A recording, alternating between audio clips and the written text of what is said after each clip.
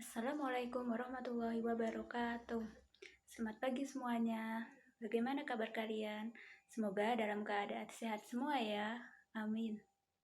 Nah, pada pertemuan kali ini kita akan membahas materi IPA tentang sistem peredaran darah. Untuk pengertian dari sistem peredaran darah yaitu merupakan sistem organ yang berfungsi menyalurkan berbagai zat dari sel ke sel-sel yang ada dalam tubuh. Fungsinya itu yang pertama, mengedarkan oksigen dan menghilangkan karbon dioksida. Yang kedua, memberikan nutrisi pada sel tubuh. Kemudian yang ketiga, menghilangkan produk-produk limbah metabolisme dan mengirimnya pada organ pembuangan untuk dibuang. Kemudian yang keempat, melindungi tubuh dari penyakit dan infeksi. Yang kelima, pembekuan darah untuk menghentikan pendarahan. Kemudian yang keenam, mengangkut hormon ke sel dan organ target. Dan yang terakhir itu, membantu mengatur suhu tubuh. Untuk nutrisi yang diangkut darah itu berasal dari pencernaan, seperti lemak, gula, dan protein dari saluran pencernaan. Nah, peredaran darah ini dibagi menjadi dua, yaitu peredaran darah terbuka dan peredaran darah tertutup. Untuk komponen utama sistem peredaran darah ini ada tiga, yaitu darah, kemudian organ peredaran darah, dan sistem peredaran darah. Untuk darah merupakan komponen utama dalam sistem peredaran darah. Nah, fungsinya itu membawa nutrisi, oksigen, hormon, dan zat larut lainnya dari seluruh tubuh dan ke seluruh tubuh. Kemudian, darah ini terdiri dari dua komponen yaitu plasma darah dan sel-sel darah. Nah, pada manusia, darah ini terdiri dari 55% plasma darah dan 45% sel-sel darah. Untuk plasma darah ini mempunyai tugas mengangkut sel-sel darah untuk diedarkan ke seluruh tubuh. Plasma darah ini terdiri dari protein plasma, sari-sari makanan, kemudian garam mineral, enzim, hormon, gas CO2, O2, dan N2, kemudian zat-zat organik seperti asam urat, urea, dan kreatinin. Di dalam plasma darah terdapat 3 macam protein darah, yaitu albumin yang bertanggung jawab terhadap tekanan osmosis darah, kemudian globulin untuk antibodi yang diperlukan dalam reaksi imunisasi, dan yang terakhir itu fibrinogen untuk pembekuan darah. Selanjutnya, sel-sel darah. Sel-sel darah ini terdiri dari sel darah merah atau eritrosit, kemudian sel darah putih atau leukosit, dan keping darah atau trombosit. Nah, eritrosit ini merupakan sel darah yang jumlahnya itu paling banyak. Setiap mikroliter itu pada darah manusia mengandung 5-6 juta sel darah merah. Nah, eritrosit ini mempunyai tugas mengangkut oksigen dan karbon dioksida atau disebut juga dengan hemoglobin. Reaksinya itu Hb plus O2 menjadi HBO2 atau kemudian oksigen itu diangkut ke seluruh tubuh.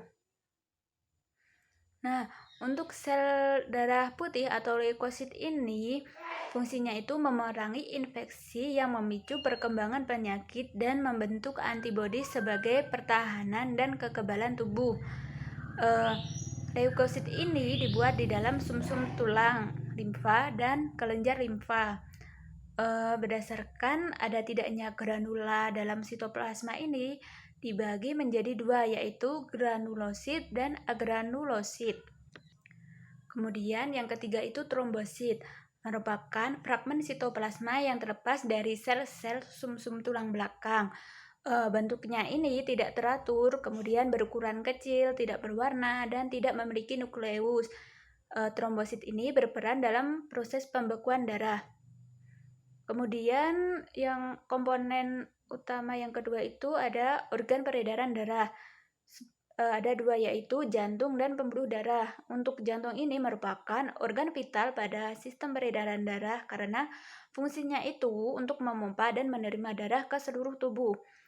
Pada jantung manusia itu terdiri dari serambi jantung dan bilik jantung. Untuk serambi jantung itu ada serambi kanan dan serambi kiri. Fungsi dari serambi kanan itu sebagai pintu masuk bagi darah yang sudah tidak mengandung oksigen untuk kembali ke paru-paru. Sedangkan serambi kiri itu sebagai area penyimpanan darah yang kaya oksigen yang sudah diolah oleh paru-paru. Kemudian bilik jantung. Bilik jantung itu ada dua, ada bilik kanan dan bilik kiri. Untuk fungsi bilik kanan ini memompa darah yang tidak memiliki kandungan oksigen ke paru-paru. Kemudian bilik kiri untuk memompa darah keluar melalui katup aorta menuju lengkungan aorta lalu ke seluruh tubuh. Untuk pembuluh darah itu merupakan pipa elastis yang merupakan bagian dari sistem sirkulasi darah. Ya, fungsinya itu sebagai jalur transportasi keluar masuknya darah, baik dari jantung maupun menuju jantung. Untuk pembuluh darah ini ada 3, yaitu pembuluh darah arteri, pembuluh darah vena, dan pembuluh darah kapiler. Fungsi dari pembuluh darah arteri ini membawa darah yang kaya kandungan oksigen keluar dari jantung ke seluruh tubuh. Untuk fungsi pembuluh darah vena itu membawa darah yang sudah tidak kaya oksigen kembali ke jantung. Kemudian untuk pembuluh darah kapiler ini merupakan pembuluh darah yang berukuran kecil dan tipis yang menghubungkan pembuluh darah arteri dengan pembuluh darah vena. Kemudian komponen utama yang ketiga itu sistem peredaran darah. Nah, sistem peredaran darah ini berkaitan dengan tekanan, di mana tekanan itu merupakan gaya yang bekerja pada suatu area tertentu. Nah, rumusnya itu P sama dengan F per A. Untuk F itu diperoleh dari perkalian massa dikali gravitasi. Nah, massa itu diperoleh juga dari rho kali V atau massa jenis zat cair kali volume.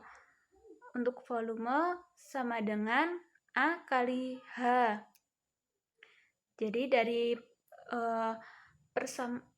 uraian rumus tersebut diperoleh persamaan bahwa P sama dengan rho kali A kali H kali G. Kemudian, tekanan hidrostatis juga berlaku pada aliran fluida dalam transfusi darah. Nah, sistem peredaran darah pada manusia termasuk peredaran darah tertutup. Ini berkaitan juga dengan hukum Pascal, di mana semua cairan termasuk darah juga mengalir dari daerah yang bertekanan tinggi ke daerah yang bertekanan lebih rendah. Kontraksi ventrikel jantung menghasilkan tekanan darah yang memberikan gaya ke semua arah. Nah, gaya yang terarah memanjang dalam suatu arteri menyebabkan darah itu mengalir dari jantung, tempat yang bertekanan paling tinggi. Kemudian, mekanisme sistem peredaran darah pada manusia itu ada peredaran darah besar dan peredaran darah kecil. Untuk peredaran darah besar itu dimulai dari jantung, kemudian ke seluruh tubuh dan kembali lagi ke jantung.